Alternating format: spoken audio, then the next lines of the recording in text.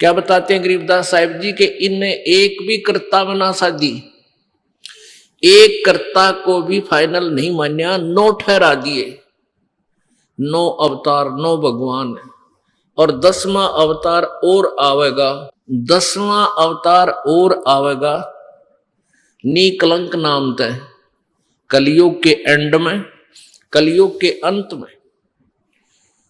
और उसमें ये कृत घनी प्राणी हो जाएंगे, सभी भक्ति से दूर होंगे, व्यभिचारी, मांसाहारी और जालिम जुल्म बेहया, कोई शर्म नहीं रहेगी, कोई लाज नहीं रहेगी, सरेआम दुष्कर्म करा करेंगे, बिल खोद करा करेंगे, कच्चा आहार करा करेंगे। एंड ऑफ द कलयुग में जमीन उपजाऊ नहीं रहेगी, 4.5 फुट तक जमीन का उपजाऊ अंश खत्म हो जाएगा, यानी 3 हाथ, लगभग 4.5 फुट तक उपजाऊ अंश जमीन का समाप्त हो जाएगा।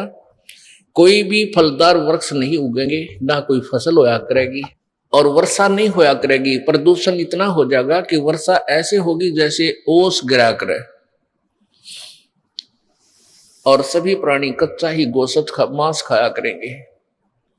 उसमें लास्ट ऑफ द कलयुग, एंड ऑफ द कलयुग में, कलयुग के अंत में 20 वर्ष की आयु मनुष्य की रह जाएगी, मानव की। और उसमें से 5 खंड बताए हैं सूक्ष्म वेद में, यानी 15 वर्ष की आयु में जन्म भी हो लेगा, जवान भी हो लेगा, और गर्भारी भी हो लेगा, और मृत्यु को भी प्राप्त हो लेगा। 5 वर्ष की लड़की को संतान होनी प्रारंभ हो जाया करेगी, और सभी प्राणी बहुत ठगने से हो जाएंगे, 1.5-2 फुट के आसपास इनका कद रह जाओ। उस समय ये कृत घनी प्राणी इतने हो जाएंगे, बहुत घने।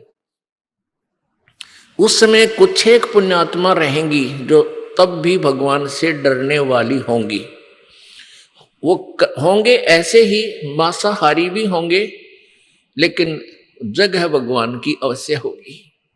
वो कौन होंगे? जो अब इस कलयुग में, अब ये भगवान का मार्ग हजारों वर्षों तक चलेगा। जो पुण्यात्मा इस मार्ग पर लगेंगी, भक्ति करेंगी और आजीवन मर्यादा में रहे, वो तो सतलोक चले जाएंगे। और जो जिनके पैर फिसल गए, नहीं पार हो पाए, वो फिर ऐसे इस कलयुग में मनुष्य के जन्म प्राप्त करते रहेंगे। इतने दयालु हैं ये परमात्मा। लेकिन मनुष्य जीवन में कौन सा ये प्राणी सुखी होगा? तो उस समय क्या होगा कि निकलंक नाम का एक अवतार आवेगा।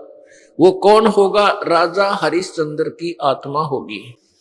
राजा हरिश्चंद्र जी जो सतयुग में एक महान आत्मा सुप्रसिद्ध हुए, ऐसे दानवीर थे, ऐसे धर्मात्मा थे, ऐसे सत्यवादी थे कि उन्होंने अपने वचन के ऊपर राज त्याग दिया था। अपनी पत्नी को भी बेच दिया, अपने आप को भी बेच दिया,